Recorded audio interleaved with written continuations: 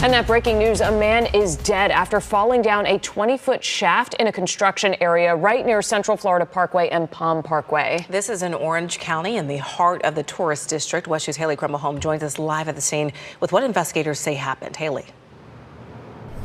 So just within the last hour, the Orange County Sheriff's Office told us they believe a worker at this construction site was struck by something. And Orange County Fire Rescue said they had to do a technical rescue to get this person out. Now, most of the first responders have cleared out at this point, except for some cruisers and a crime scene van. But you can see some of these people in vests here. We've seen OSHA on site looking into what happened. And then if we pan a bit to the right here, this behind us seems to be the shaft that they were working to get this person out of. Now, Chopper 2 flew overhead and caught some of the rescue. You can see someone above the shaft as crews are working within it. It looks to have involved more than a dozen first responders.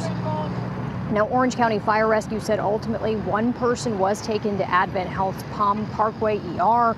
We now know that that person has died. Now, like I said, OSHA is here on site investigating. We have reached out to them, as well as the construction company that we believe this site belongs to. As soon as we have more information about what happened, we'll have that here on air and online at WESH.com. Live in Orange County, Haley Krummelholm, WESH 2 News.